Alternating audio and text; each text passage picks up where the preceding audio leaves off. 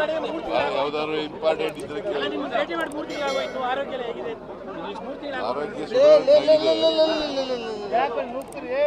ಸುಧಾರಣೆ ಆಗಿದೆ 90% ಓಕೆ, ಇನ್ನೂ 1%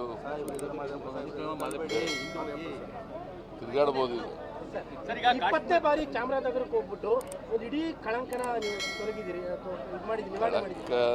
ಮೊದಲನೇ ಸಾರಿಗೆ ತೊಡೆದೋಯ್ತು ಅದು.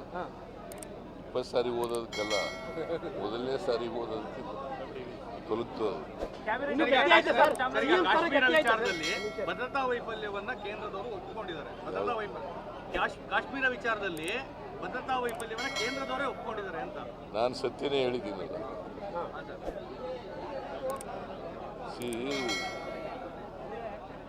ಅಲ್ಲಿ ಭದ್ರತೆ ವ್ಯವಸ್ಥೆಯನ್ನ ಸರಿಯಾಗಿ ಮಾಡಬೇಕಾಗಿತ್ತು.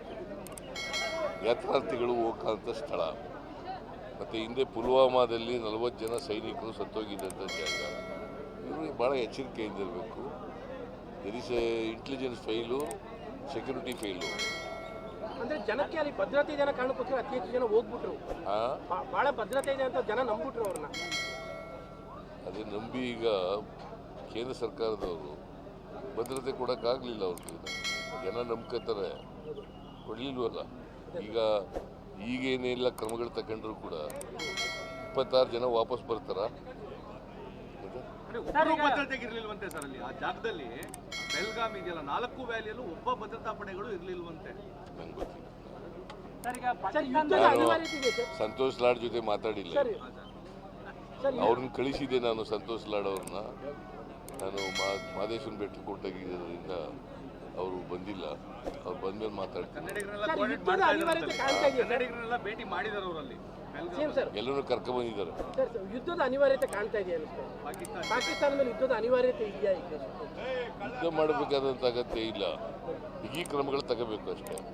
ಭದ್ರತಾ ವ್ಯವಸ್ಥೆಯನ್ನು ಬಿಗಿ ಮಾಡ್ತಕ್ಕಂಥ ಕೆಲಸವನ್ನು ಮಾಡಬೇಕು. ನಾವು ಯುದ್ಧದ ಪರ ಇಲ್ಲ. ನಾವು ಶಾಂತಿ ಇರಬೇಕು, ಜನರಿಗೆ ಭದ್ರತೆ ಇರಬೇಕು. ಕೇಂದ್ರ ಸರ್ಕಾರ ಭದ್ರತಾ ಕ್ರಮಗಳನ್ನು ತಗೋಬೇಕು. ಹೊರಗಡೆ ಕಳಿಸಕ್ಕೆ ಕ್ರಮ ತಗೊಳ್ತಾ ಇದ್ದಾರೆ. ಎಲ್ಲ ರಾಜ್ಯಕ್ಕೂ ಇಂಟಿಮೇಷನ್ ಕೊಟ್ಟಿದ್ದಾರೆ. ಇಲ್ಲಿ ಹೇಗಿದೆ ಸರ್ ಪರಿಸ್ಥಿತಿ? ವಾಪಸ್ ಕಳಿಸಕ್ಕೆ ದೇಶದಿಂದ ಇಲ್ಲಿ ಯಾರಿದ್ರು ಕೂಡ ವಿಲ್ ಕೋಆಪರೇಟ್. ಅವರನ್ನ ಕೇಂದ್ರ ಸರ್ಕಾರಕ್ಕೆ ಮಾಹಿತಿ ಕೊಡ್ತಕ್ಕಂಥ, ಅವ್ರನ್ನ ಹೊರಗಡೆ ಕಳಿಸ್ತಕ್ಕಂಥ ಕೆಲಸ ಮಾಡಿ. ನನಗೆ ಇನ್ನೂ ಎಷ್ಟು ಜನ ಇದ್ದಾರೆ ಅಂತ ಗೊತ್ತಿಲ್ಲ. ಕರ್ನಾಟಕದಲ್ಲಿ ಎಷ್ಟು ಜನ ಇದ್ದಾರೆ, ಮೈಸೂರಿನಲ್ಲಿ ಎಷ್ಟು ಜನ ಇದ್ದಾರೆ, ಬೇರೆ ಬೇರೆ ನಗರಗಳಲ್ಲಿ ಎಷ್ಟು ಜನ ಇದ್ದಾರೆ. ಹೆಚ್ಚಾಗಿರೋದು ಬೆಂಗಳೂರಿನಲ್ಲಿ, ಅಲ್ಲೇ ಜಾಸ್ತಿ. ಮೇಡಮ್, ಸರ್ವಪಕ್ಷಗಳ ಸಭೆಗೆ ಪ್ರಧಾನಿಯವರು ಗೈರಾಗಿದ್ದಾರೆ. ಸರ್ವಪಕ್ಷಗಳ ಸಭೆಯನ್ನು ಕರೆದುಬಿಟ್ಟು ಪ್ರಧಾನಮಂತ್ರಿ ಇರಬೇಕಲ್ವಾ? ಅವರು ಬಿಹಾರ ಚುನಾವಣೆ ಪ್ರಚಾರಕ್ಕೆ ಹೋಗಿದ್ರು. ಯಾವ್ದು ಇಂಪಾರ್ಟೆಂಟು?